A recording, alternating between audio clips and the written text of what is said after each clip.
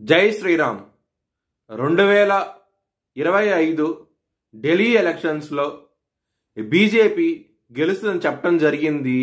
అది ఫిబ్రవరి 8వ తారీఖున అది ప్రూవన్ అయింది. ఆ వీడియో లింక్ అనేది డిస్క్రిప్షన్లో ఇవ్వడం జరుగుతోంది.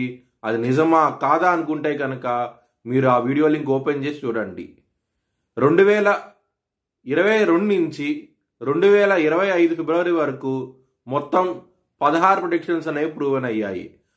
దానికి సంబంధించిన వీడియో లింక్స్ అనేవి కింద డిస్క్రిప్షన్లో ఇవ్వడం జరుగుతోంది. మేషరాశికి అధిపతి కుజుడు. మేషరాశిలో భరణి 4 పాదాలు, అశ్విని 4 పాదాలు, కృత్తిక 1వ పాదం ఉంటుంది.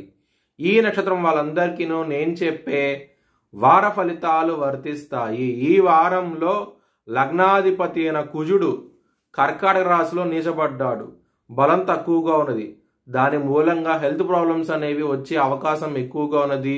కొంచెం జాగ్రత్తగా ఉండండి. సుబ్రహ్మణ్య అష్టకం చదివితే కనుక మీకు చాలా చాలా మంచి ఫలితాలంటూ ఉంటాయి. 2వ స్థానంలో గురువు ఉన్నారు కాబట్టి ధనపరంగా మాత్రం కుటుంబపరంగా మాత్రం ఎటువంటి లోటు అంటూ ఉండదు. ఈ వారంలో కుటుంబ సభ్యుల నుంచి ధనం రావడం కూడా జరుగుతుంది. ఇది మీకు మానసిక ఆనందాన్ని దోహదపడబోతోంది. ఈ వారం అనేది వ్యయ స్థానంలో మాత్రం రాహువు, శని, సూర్యుడు, బుధుడు, శుక్రుడు ఇన్ని గ్రహాలు ఉన్నాయి. దాని మూలంగా బిజినెస్ పరంగా, కెరియర్ పరంగా ఇబ్బందులు అనేవి అధికంగా ఉండబోతున్నాయి.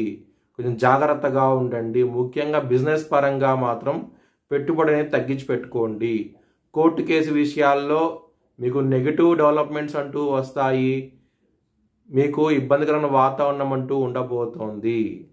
సప్తమాధిపతి అయిన శుక్రుడు వ్యయ స్థానంలో ఉండి రాహుతోనూ శనితో కలిసి ఉండటం మూలంగా మ్యారేజ్ పరంగా ప్రాబ్లమ్స్ అనేవి అధికంగా ఉంటాయి. మీరు లలితా సహస్రనామం పారాయణం చేస్తే కనుక మంచి ఫలితాలంటూ ఉంటాయి. కెరియర్ పరంగా దశమాధిపతి అయిన శని వ్యయ స్థానంలో ఉన్నప్పుడు గ్రోత్ పరంగా ఇబ్బందికరమైన వాతావరణం అంటూ ఉండబోతుంది. కెరియర్ పరంగా మాత్రం మీరు కొంచెం జాగ్రత్త అంటూ ఎక్కువ తీసుకోండి. ముఖ్యంగా జాబ్ చేంజ్ అవ్వకండి. ఇబ్బంది పడే అవకాశాలు చాలా ఎక్కువగా ఉన్నాయి.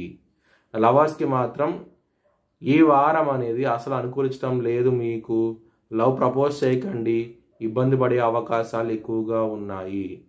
మీ భవిష్యత్ వివరాల కోసమై HLN జ్యోతిష్యాలను సంప్రదించండి.